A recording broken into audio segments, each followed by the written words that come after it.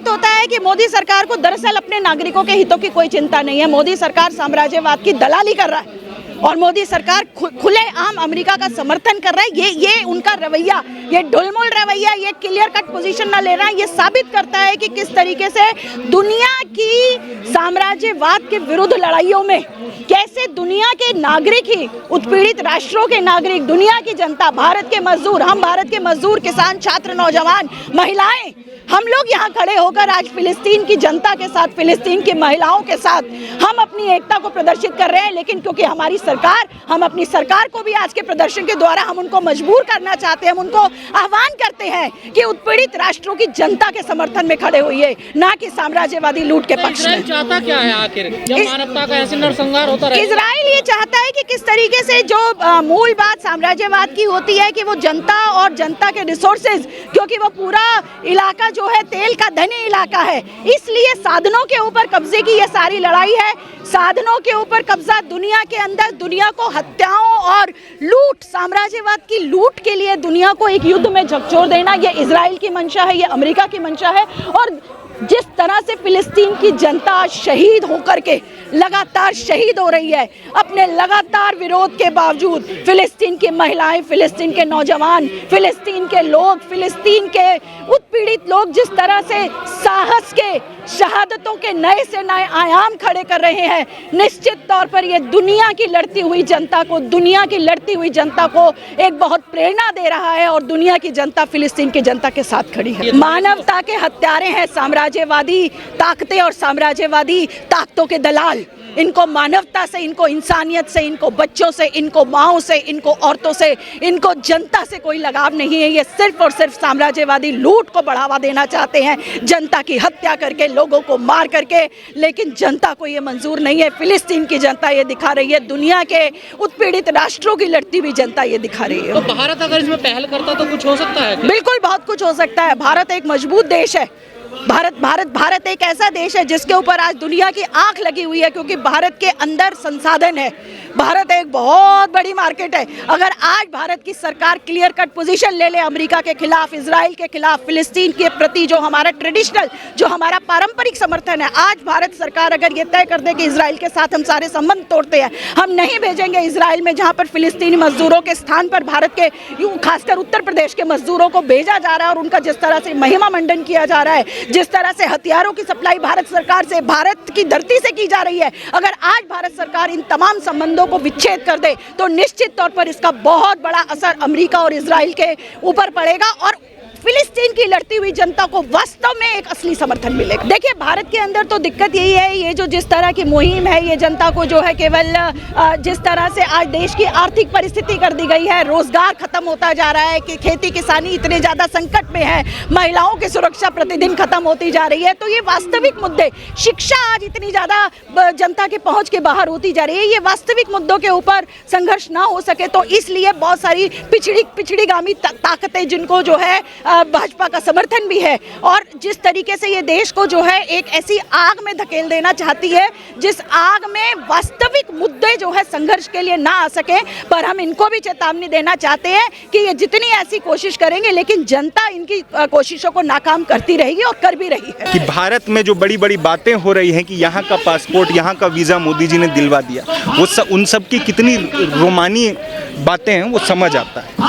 Trump आते हैं, Trump से आप मिलते हैं, ट्रंप आप पे टैरिफ के लिए डील लगाते हैं, आप खुलेआम हाथ जोड़कर उसको मान लेते हैं, भारत का दुनिया भर में मार्केट में भारत को कमज़ोर करते हैं, भारत के नागरिकों को हथकड़ियाँ पहनाकर भारत वापस भेजा जाता है, आप चुप रहते हैं। भारत के दो छात्रों को अमेरिका में जो आइस है, अमेरिका की एक पूरी तरह से रेसिस्ट फोर्स जो ट्रंप ने बनाई थी, रेसिस्ट पुलिस फोर्स भारतीय दो छात्रों को डिटेन करने की कोशिश करती है। एक छात्र को अमेरिका से भागना पड़ता है, एक छात्र डिटेन हो जाते हैं। हाँ, नरेंद्र मोदी एकदम चुप है। क्या वो आपके नागरिक नहीं है? क्या वो आप पर कुछ भरोसा करके अमेरिका पढ़ने नहीं गए थे? बाबर खान, रंजनी श्रीनिवासन दोनों भारत के नागरिक हैं।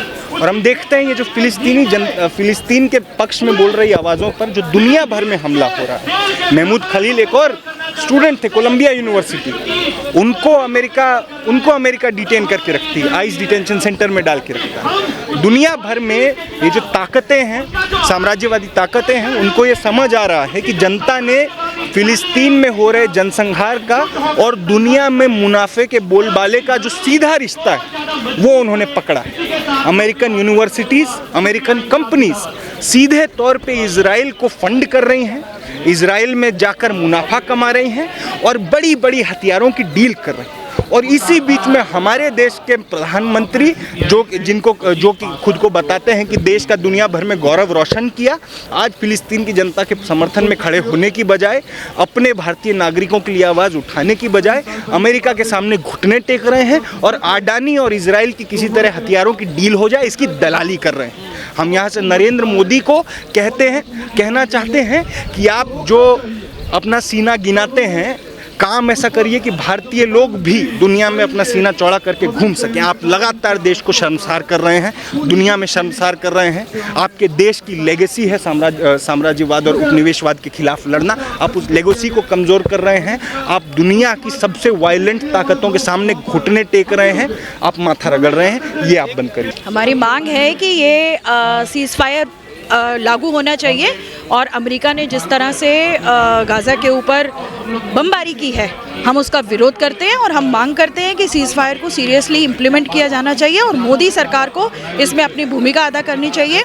मोदी सरकार हिंदुस्तान से मज़दूरों को इजराइल में भेजना बंद करे।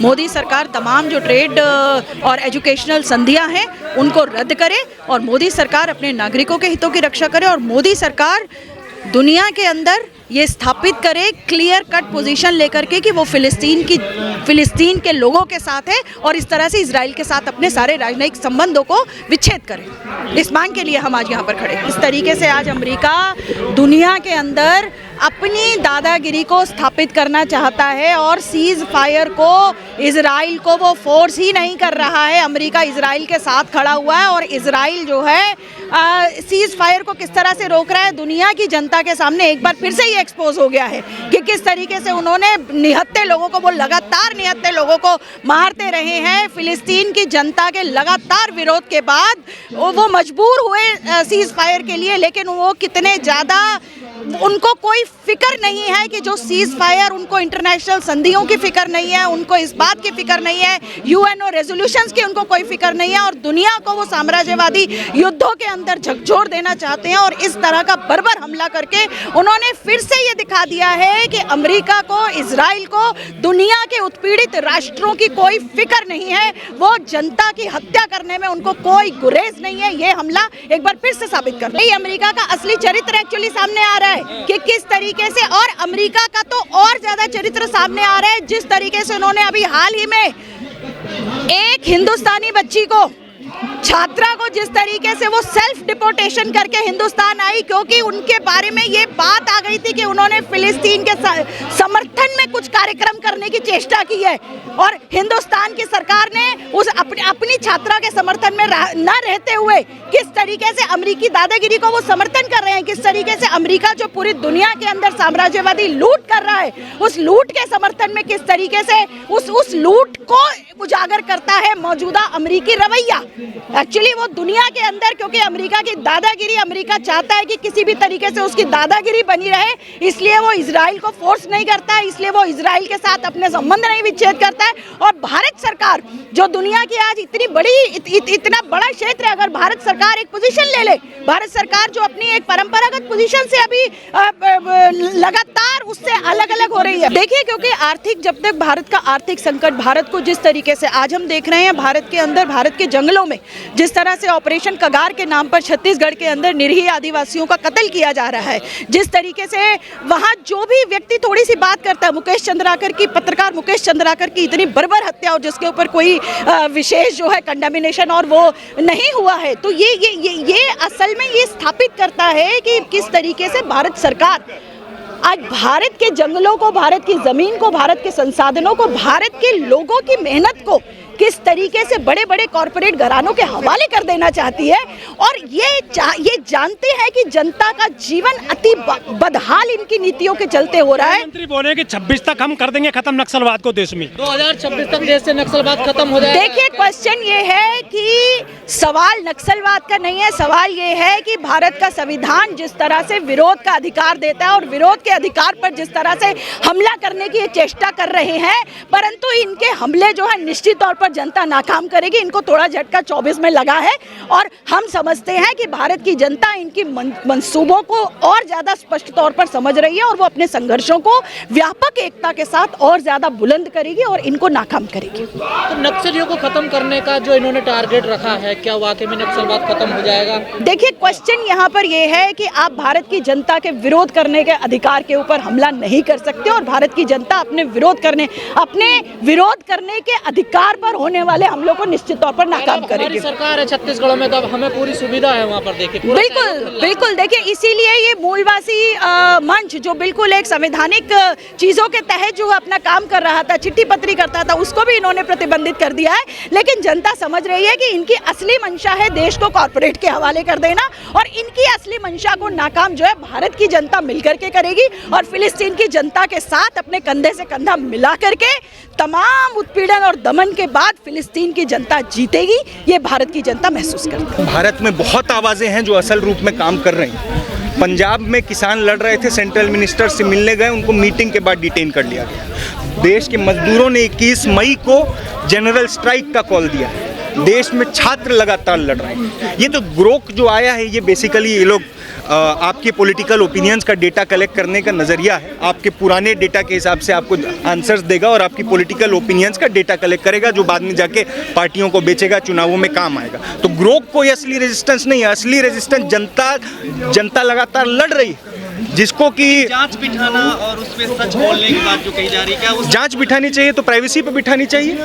मोदी सरकार को तो आज ये है ही, कोई इंसान भी कोई व्यक्ति भी पोस्ट लिख देता है मोदी सरकार के खिलाफ तो हम देखते हैं कहीं भी एफआईआर हो जाती है। आप दिल्ली में बैठ के पोस्ट लिखिए, पता चलेगा आरएसएस का सिक्किम का विभाग ने जाके आपके खिलाफ सिक्किम के किसी पुलिस स्टेशन में एफआईआर कर दी। तो ये तो हो रहा है। साजिश एक चीज़ है, ये आज के समय पे दुनिया में पूंजीवाद का ये मॉडल, आपका डेटा कलेक्ट करना उसके लिए बहुत ज़रूरी है। वो उस डेटा को कलेक्ट करना है, और पूंजीवाद का और पॉलिटिकल पार्टियों का जो नेक्सस है वो दुनिया में बहुत साफ है।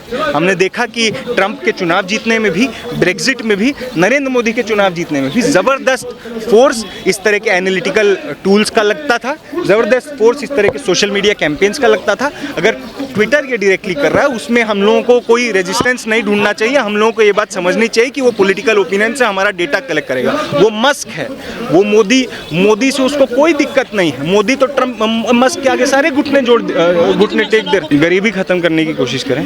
हाँ, माओवाद से बड़ा खतरा तो मऊवाद है ना।